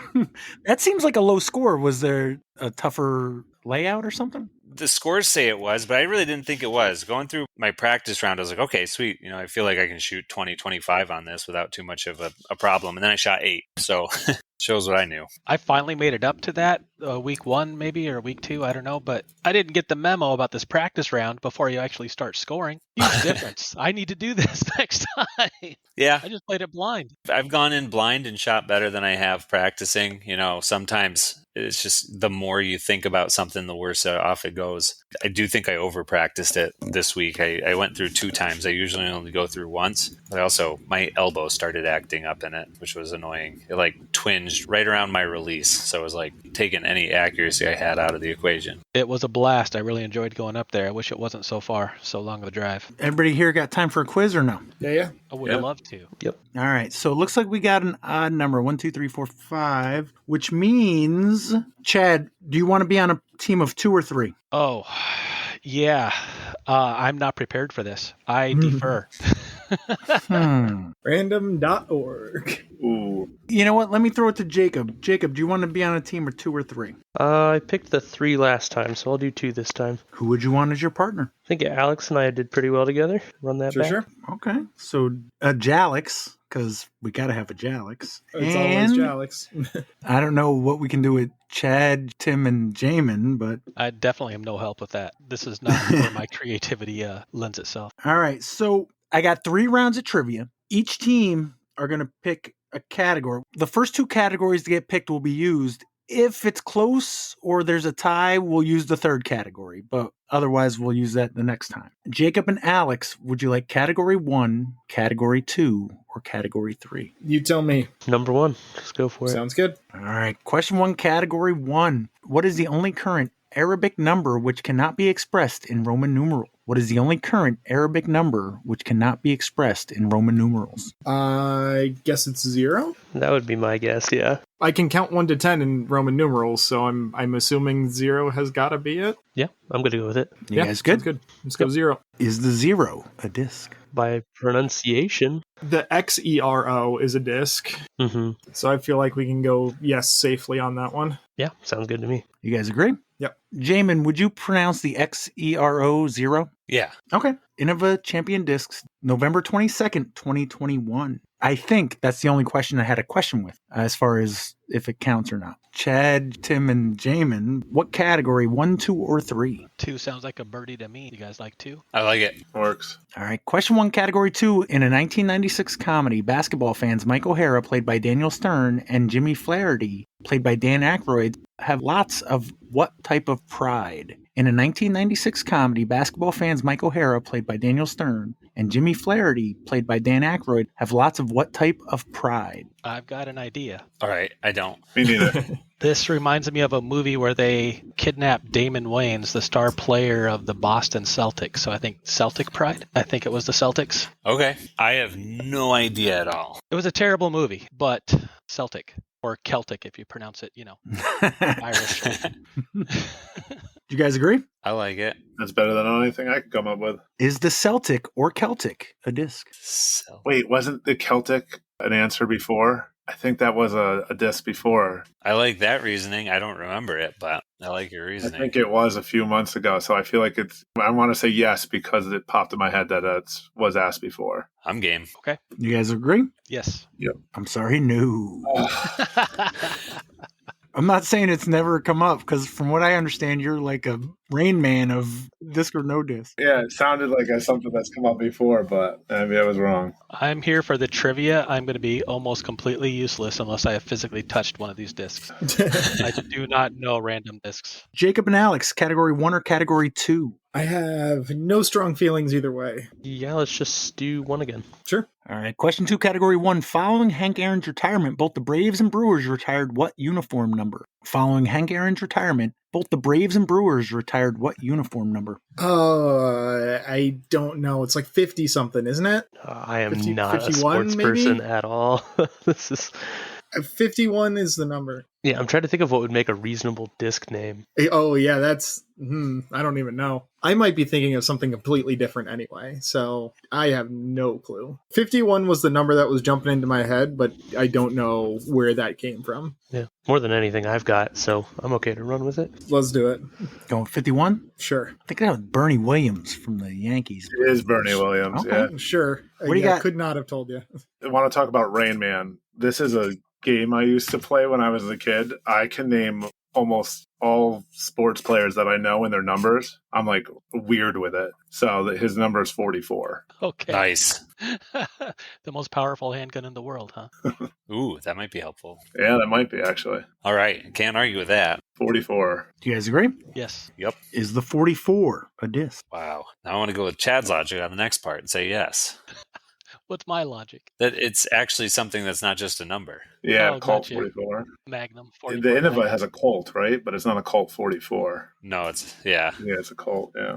And just to clarify that, if it was the Colt 44, it wouldn't count. Gotcha. All right. I've been using 44 on my email address for, 30 some odd years because of, Clint Eastwood. I have never heard of a 44 disc. If I had heard of it, I might have bought it just because of how much I like that number. Okay. I would lean no, but I'm good with that. All right. Yeah, I am too. But it sounds like Chad's going to be buying a new disc if we're wrong. Yeah. Win-win. You guys good with no? Yeah. Whammo Inc. 44 mold, June 30th, 1993. 1993. Oh my Right. gosh. Now you got to buy one, Chad. Yeah. It's not that long ago. That's when I graduated high school. That's the year I joined the Navy. Yeah. Oh my. That's the year I joined being a toddler. But that was a steal. You tied it up, and it's your question. Category 1 or category 2? I like category 2. These numbers on category sound scary. Yep. All right. Question 2, category 2. To stop turtles from being intentionally captured, LED lights visible to turtles but not to fish have been put on what? To stop turtles from being unintentionally captured, LED lights visible to turtles but not to fish have been put on what? Like fishing nets? Yeah. Nets, yeah. Yeah, nets. Yeah. Yep. You guys good? Okay, Yeah. nets. Is the net a disc? Sounds like a pretty bad name. It sounds Does. terrible. Sounds terrible, and I've never heard of it. But Right. Never heard of the 44. yeah, Yeah, I'm going to say no. Yeah, I'm good with no. You are correct. Oof. All right. You're up 4-2, Jacob and Alex. What category would you like? How's your NBA team knowledge? Yeah. Not good. We've done a couple of these categories already, so I might be able to narrow it down that way, but I'm feeling like we might want to go to one. Yeah, let's give one more try. All right, sounds good. All right. Question 3, category 1. What 2-digit number is the smallest prime number whose digits are both themselves prime numbers? What 2-digit number is the smallest prime number whose digits are both themselves prime numbers? Okay. So 11. Yeah. And I don't think we need to go any farther, right? Yeah, they don't have to be unique. Wait, is 10? Is 0 prime? Well, Wait, no, they have to be doubles, though. you said what Yeah. prime number also has digits that are prime, right? And 10 is Can I hear the question one more time? What 2-digit number is the smallest prime number whose digits are both themselves prime numbers? Okay, so it needs to be a prime number. So 11 is a prime number, and 1 is also a prime number. So I think we're good there. Yeah, I feel like 11 makes sense to me. Wait, is It 1 counts as prime? prime. Yeah, right? Yeah, I don't know. I think it does. I think it does. The definition of prime is the only factors of it are 1 and itself. It like 1 only has 1 as its factor. I might be getting too much into the weeds here, but I think this is like a mathematical debate. Hmm 11 makes sense to me. I'm good to go with it. Yeah, I think 11. You guys agree? Yeah. Yeah. What do you got, Chad, Tim, and Jaimen? Dang it. Yeah. Oh, wow. That was my guess. So then it's got to be 1 in its own number. So is that 33? Or is it... No, it'd be 13 then. If the digits have to be different. Yeah. Well, Right. are we counting 1? Because they did 11. But you said it has 2 digits in it. Right. That's what but if you're saying you can't So have 11 just 1, has a single digit doubled. So the Oh, first I see what you're... number Oh, with okay. unique digits would be 13. I see what you're saying. All right. I'm You good guys with don't that. Right. with 13? That Would works you for agree me. with that logic, Pat? Can you read the question one more time to see if there's any clue there? What 2-digit number is the smallest prime number whose digits are both themselves prime numbers? Yeah, so that'd be 13. 1 and 3 are both prime. 13, 2 different digits. You guys agree? I don't think Wait, 1 is prime. wait. Based. 1 is definitely prime. Is it 12? Because 2 is No. a prime number. 12 isn't prime. 2, 6, How- 4, 3. What? Prime means it's only divisible by 1 in itself. It has no Right. other factors. 12 has 2 times Multiply 6 times anything Yeah, you're by right, too. it to get 2, Chad. Yeah, 2 would be prime. 3. What? He's saying 12 itself is not prime. Oh, gotcha. Okay, Oh, duh. My bad. My okay. bad. I thought you were saying 2 wasn't prime. Thank you for Yeah, making that me. makes more sense. I thought you were saying that 6 goes into No. 2. I was like, wait. 2, Yes, 2 that times makes 6, sense. 12. 4 times 3, 12. Yep, that's an obvious oversight. Yep, I did the same thing, Jim, and I was right there with you. All right, 13. Yep, agreed. You guys good? Yep. All right. 1 is not a prime number. The number Yeah. 1 has only one factor. For a number to be classified as a prime number, it should have exactly 2 factors. Since 1 has less than 2 factors, it's not a prime number. So we were looking for 23. Yeah. Yeah. I'll be speaking with my PhD student about this. That was a tricky one. Well, you guys are still at 4-2, and it's your question. What category? 1 or 2? Was 23 a disc? Yeah, is that 23 is not a disc. All right, cool. Did you get that off of Wikipedia? No. That was- Google. 1 is divisible Thank you by very much. itself and 1. It still fits. No, But because it's those still are is different one. numbers. Yeah. All right. I'm not the end all be all. Okay. I was with you. Yeah, That's the route I was going down before deciding against going down that route and going with 11. Yeah, that's what I was thinking too. When you picked 11 and it wasn't, I'm like, well, it shouldn't be anything with a 1. Yeah. If Jaimen's PhD student can give me at least an hour presentation, I will happily sit down and you don't listen. want that. He will.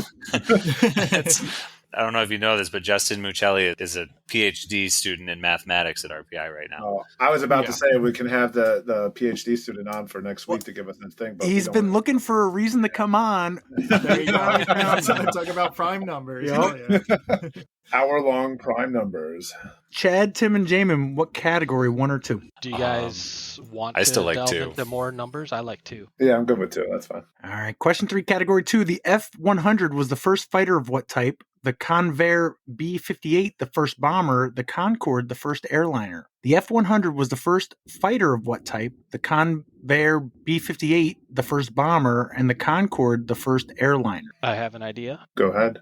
Delta wing. So a Delta, like the stealth bomber. The F-100. Wait. The F-100 was the first fighter of what type? The Convair B-58, the first bomber, the Concorde, the first airliner. Or supersonic.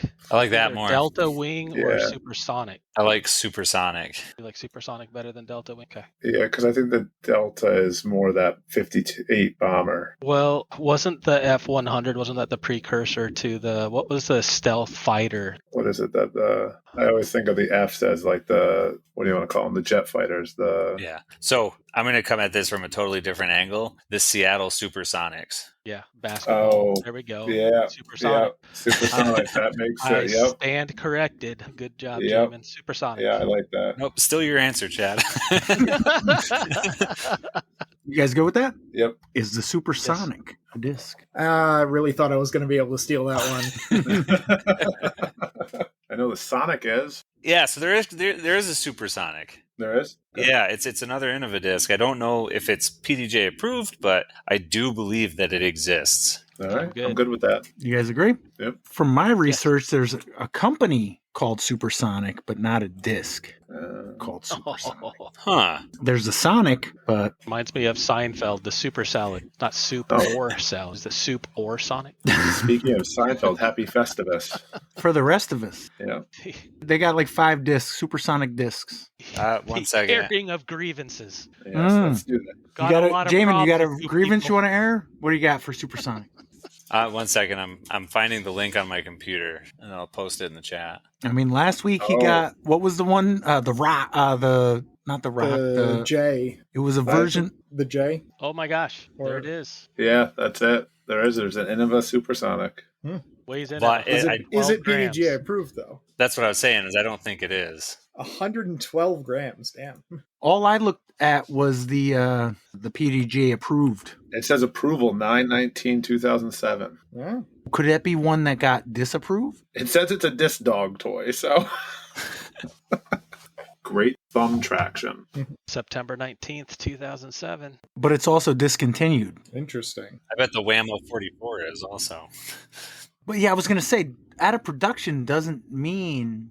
You know It's what? not approved, Here's yeah. the thing. I'm gonna give you the point, and then if it gets that close, maybe we'll readdress. So we're halfway through. I got 6-1. Chad, Tim, Jaimen over Jacob and Alex. Jacob and Alex, what category? 1 or 2? I have 6-2. Yeah, Yeah, 6-2. Yeah. Yeah, 6-2. Is that what did I You say? said 6-1. But Oh no, 6-2. I'm sorry. cool. What do we want? I feel like we're not going anywhere either way. Yeah, let's try category 2. Like if you were going to Sure. get supersonics, maybe we have a chance to snag a few. Sounds like a plan. Let's go category 2. All right, question 4, category 2. What term for a pioneer in any field was first introduced for the 1999 model year as an upscale trim level of a compact 4-door from Chevrolet? What term for a pioneer in any field was first introduced for the 1999 model year as an upscale trim level of a compact 4-door from Chevrolet? Sounds like a trailblazer to me. Yep, that's what came to mind. You guys agree? Yeah. Is the Trailblazer a disc? It sounds like a great name for a disc. hmm Yeah, instinct is yes. Yeah, it could be like Lone Star or something maybe. But yeah, I'd go with yes. Yeah. Supersonic Discs, November 25th, 2024. Nice. Well done. All right, 6-4, but a question to your advantage. Chad, Tim, and Jaimen, what category? 1 or 2? 2's been going great. Yeah, I was Yeah, going to say let's that's just ride. too. Let's just ride Yeah. too. Ride it out. Question 5, category 2. The 61-pound Hand of Faith, discovered in 1980, is now fittingly on display in what Las Vegas casino? The 61-pound Hand of Faith, discovered in 1980, is now fittingly on display in what casino? Does anyone know what that hand of faith? 60 pounds. Is it a meteorite? No idea. Huh. All right, let's think NBA. Yeah. Could it be a nugget? Oh. Nugget, a 61-pound nugget. Wow. That's insane. Why would they ever display that somewhere? But wait, isn't it the name of the casino? Oh, shit. Can we hear the question one more Yeah. time? The 61-pound Hand of Faith, discovered in 1980, is now fittingly on display in what Las Vegas casino? Yeah. Okay. I've been to Vegas once. because I went to a trip through the Grand Canyon, and I don't ever want to go back to Las Vegas. You know what the locals call it? What? El Canyon Grande. El Canyon. It was absolutely gorgeous. I highly recommend it. The only casino I can think of is from Ocean's 11, the Bellagio, the MGM Grand. I'm trying to go through all the teams. Isn't there actually a Nugget casino, like Golden Nugget or something like There would that? have to be a Nugget casino. That Right? just made too I much think there's a sense. Golden Nugget casino. I like it. All right. Golden Nugget. Is the Nugget a disc? Nice. It's a terrible disc name. I feel like disc golf disc called Nugget is the wrong version of Nugget.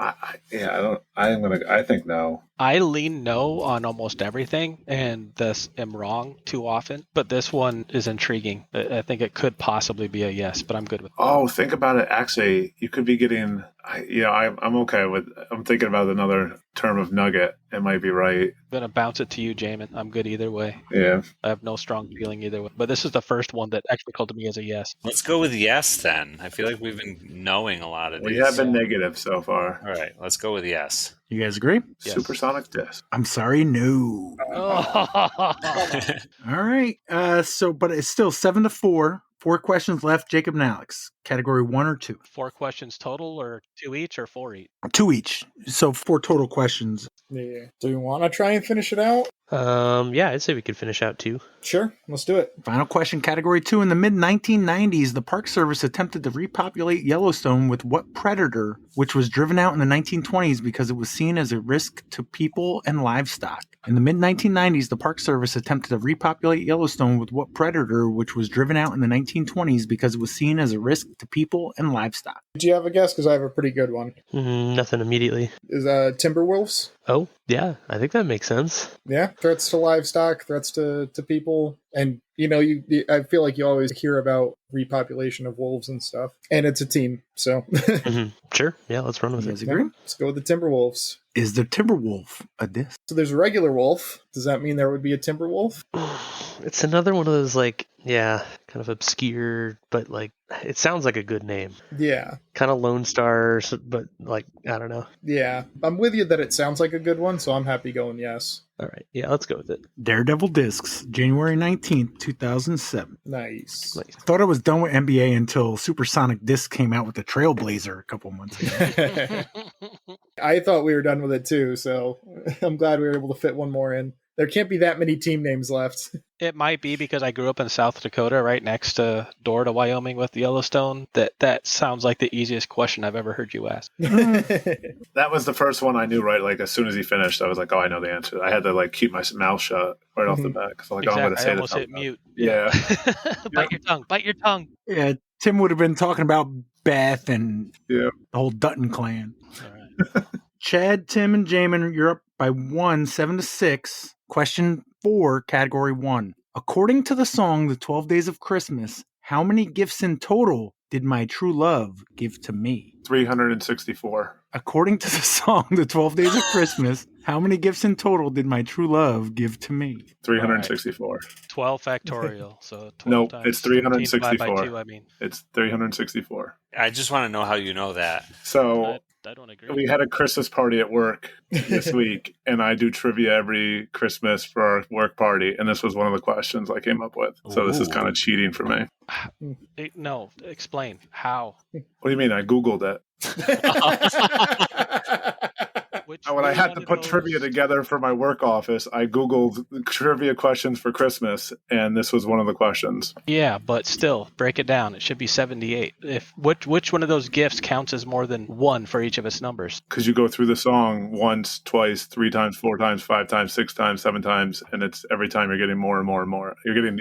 Yeah, so on the 12th day, you're giving 78. Right. On the 11th day, you're giving 66. Okay. On the one before that, it's 50. Oh, so you're saying he ends up with 12 partridges, not just one? Yeah. Exactly. Yeah. Yes. Okay. Agreed then. Are you guys good? Yep. Yes. Is the 364 a disc? How is that a disc? Tim sounded confident enough that I could chime in with the explanation there. Yeah, no, that was kind of cheating. That I just did this like 4 days ago or whatever on Friday. But that's life and that's trivia. Yeah. Right. It's not about who knows the most. It's about who knows the answers to the most questions that night. You know what I mean? Yeah. Yep. You got to know shit. Don't get me wrong, but a lot of it's random. But is the 364 a disc? That sounds crazy. That's crazy. It sounds I don't terrible. want to live in a world where 364 is the disc name. If it was like 369, like 369 Mafia or something like that, I could maybe like, but 364, I don't know. Yeah, I'm good with no. I'm good with no. No, it is. You guys agree? Yep. You are correct. I also completely misused the word factorial. I apologize. All the math nerds out Well, there. it's funny, Chad, when you said that, that was exactly what my coworkers were like. They wrote down on a piece of paper, they're like 12 factorial. I'm like, no, that's not right. But yeah, that when you said it, I'm like, well, that's what everybody was putting down on their page too. So That was from an Einstein biography of add up numbers 1 through 100, and it took him 10 seconds. How'd you do that? N times n plus divided by 2. What? Sorry. It's all Continue. good. What, you got 9 to 6, Alex? Yep. 6 to 9. Nice. Nice. Question 5, category 1 for Jacob and Alex. Multiply the number of amendments in the Bill of Rights times the number of Supreme Court justices. Multiply the number of amendments in the Bill of Rights times the number of Supreme Court justices. So 10 amendments in the original Bill of Rights, and then there's currently 9 Supreme Court justices, right? Yeah, definitely 9 currently. Yeah, I know Supreme Court justices, but yeah. I'm pretty confident there were 10 in the original Bill of Rights. Like, obviously, there's been more amendments since then, Mhm. but Sure. So 90 then? yeah, 90 makes sense to me. Okay. Yeah. You guys good? Yeah. Is the 90 a disc? Sounds like it could be like a 90-degree type of thing, or like a reference to 90 degrees or something. Yeah, I kind of like it. I say we go Yeah. for it. Sure, let's go. Yes. Whammo Inc. 90 mold, January 1st, 1982. Holy. I think that's a year after Evan was born. Just saying, 9 to 8. So there's still a chance. Yeah, gotta make him Chad, get it. Tim, and Jaimen. Final question, round 1. How many years were there between the signing of the Declaration of Independence and Abraham Lincoln delivering the Gettysburg Address? How many Holy years cow. were there between the signing of the Declaration of Independence and Abraham Lincoln delivering the Gettysburg Address? Okay, what year did he give the Gettysburg Address? it would have been, let me think. So Gettysburg, the battle was in 1863. So the address would have been, let me think. It probably would have Would been. it just be 4 and 7 years ago? A score is 20, so 87. Do we not even need to do math? Oh, that's genius. That's what I was wondering, but I didn't want to like say numbers and then like misremember them. So let's add 87 to 1776 and see if that year makes sense. All right, 3 carry the 1, 1863. That sounds. I like 87. Yeah, I know the battle was in 1863. So if the address was the same year as the battle, then that makes sense. Well, what's the rest of that line though? Four Four score and 7 score years and ago, my 7 years father ago. brought. Our father brought forth. My father brought- Nation. Okay, I honestly don't know. I was just making sure it wasn't like No. 4 and 7 years ago something happened last year. Like, No. but yeah, okay, I'm fine with that. Yeah, I think that makes it, because unless the address was after that, and he's saying 4 and 7 years ago from the battle, but I know the battle was in 63. So if it was the same year as the battle, then I think we're good. With 87. 87. Final answer. You guys agree? Yep. Is the 87 a disc? I feel like this one's a whammo mold. Well, the other ones were, the only other one was 44 and 90 were whammo molds too, so I'm good with it. And so wait, we're tied right now, right? So this is just for the win. No. We're winning. We're up 2. We're up so by this 2 is, now. They can't this doesn't steal, matter. So This is just a bonus. Oh, Yeah. Rub it in your okay. face point.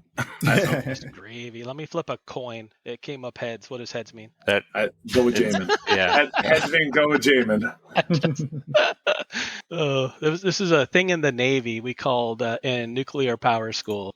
Called if you had to guess and you had a 50-50 chance of guessing, 90% of the time you guessed wrong. 50-50-90 rule. So instead of guessing, trying to make an educated guess, you just flipped a coin and then the odds were back to 50-50. The educated guess, for whatever reason, nuclear physics doesn't succumb to to making good guesses. I like it. So anyway, if you guys don't care, I'll just flip a coin. Heads, yes. Tails, no. I'm good with it. And that came up as tails, no. All right, let's go for it. Either way, I can say I told you so. Yeah. So you're saying it's not a disc? I'm saying no. I don't know. The way Pat's inflection right there makes me feel like it is a disc. Oh, he's a tricky devil, though. He is. No, it is not a disc. You are Oh, beautiful. 11-8. Chad, Tim, and Jaimen Oh my god. Nice. are your I winners. gotta tell you, I've been using that since 1994. The coin wins so much more often than my quote educated guess. Now, I've heard if you want to make a decision, flip a coin, but don't look at it. Oh, And you'll know what you're hoping for. Yeah. Yeah. Oh, we do that all the time. That's we flip a coin and go, all right, now, which one did you want it to be while it was in the air? Yeah. Very similar to that old marriage trick of you ask your wife where she wants to eat, she doesn't know. So you say, I know where we're going to go. Do you want to guess? And then you go the first place she guesses.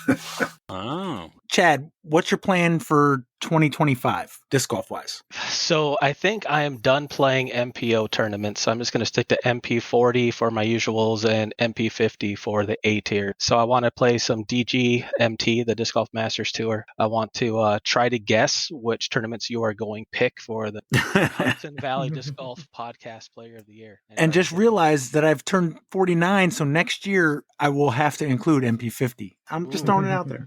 No, I like the level of competition. MP40 is great for me locally, but when I go out to the larger world, MP50. Alex, what do you got for next year? Macro scale, I liked playing bigger tournaments, so I liked going out to things like Brewster Ridge and all that, so I'll probably do more of that. And on a more local scale, I guess, really gotta get some T-pads in at OKDGC or, get more progress on that because I've been slacking, I think. And get to Heiser Creek. Heiser Creek? I mean, if it works out. The April one is like overlapping something else I want to do, and the other tournament is something else. So yeah, but if it works out, then it works out. But there's a certain level of maintaining the joke that it makes me somewhat averse to just going out there and playing it. That's fair. What do you got, Jacob? Hoping to run some tournaments like usual, at least one PDGA sanctioned one with rated rounds, and then maybe playing tournaments a little less, or at least, I don't know, I ended up doing 13, which I'm sure to some of you guys is probably on the lower end, but,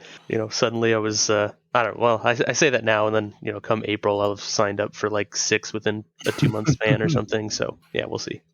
Tim? Mine's pretty basic. I just want to become more consistent. I play dubs once a week and play one casual round a week, and that's about it. And when I play a tournament, I'm shocked at how bad I am. So I think it's just be more consistent. Maybe try, if I can, play a little bit more, get out when I can. How many tournaments did you play last year? Oh, I have no idea. 5, maybe? Not many. Let me look. Yeah. One hand? Oh my god! You at least got a 2-handed, my man.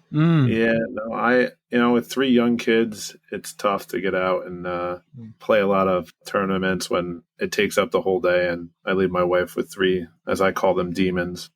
Let's see. In 2024, I played way more than I thought. I played 12, but I played, 3 were flexes, so they were 1 round, so that makes it a lot easier. So 12 is your baseline. You got to get over that. Yeah, I'll see. I'll see what my wife puts up with me playing. So, but yeah, that was. I'm really surprised that's as high as it is. All right, Jaimen, what do you got? For next year, my goal is to spend a lot more time on enjoying the sport of disc golf rather than doing as much as I have been doing.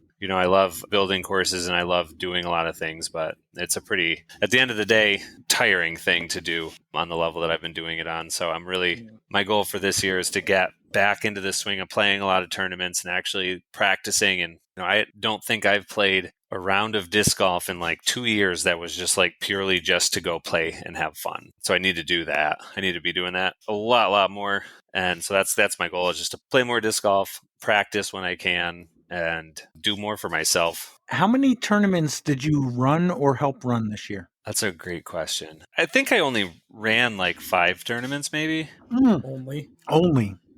That's like one every other month, but that's cool. Including one of the biggest tournaments in the state.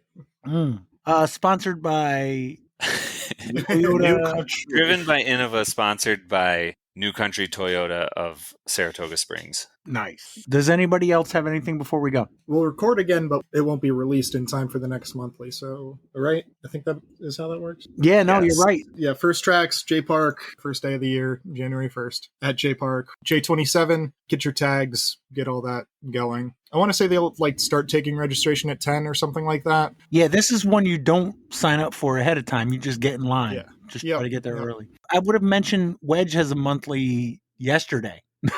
Essentially, they're doing one right after Christmas at Leonard Park in Kisco. Ooh, really? Yeah, they're doing Thursday? one Thursday. Yeah, at 8:30. I think. That's early. I might go down for that. What time is that? Because I'm driving back from Pennsylvania on Thursday, and I wanted to hit up Kisco because of the Kisco Classic. Wedge December monthly tag round, December 26th, 9:30 registration, 10 a.m. tee off, Leonard Park, Mount Kisco, $7 for members, $12 for non-members, all pools available, ABC women. Want to improve upon a tag you've already received, have not received or purchased your Wedge tag? Do you want to get a practice round in prior to the Kisco Classic and have the day after Christmas off? Well, come and join us. Everyone is welcome. I had the number 2 tag from Wedge for the entirety of the year this year, and at several tournaments I tried to get Wedge people to play me for it during the tournament. No one would be a taker.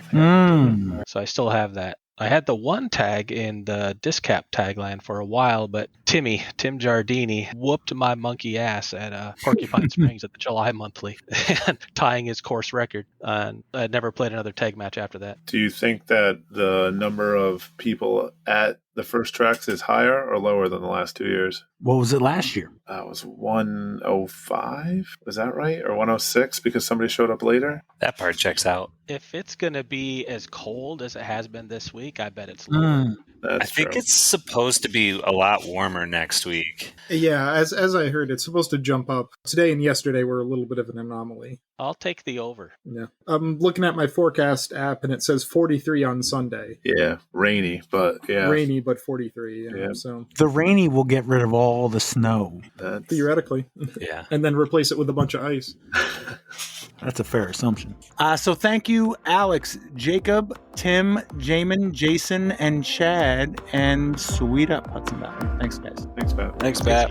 Thanks, Matt. Merry Christmas and happy birthday, Jess Lasasso.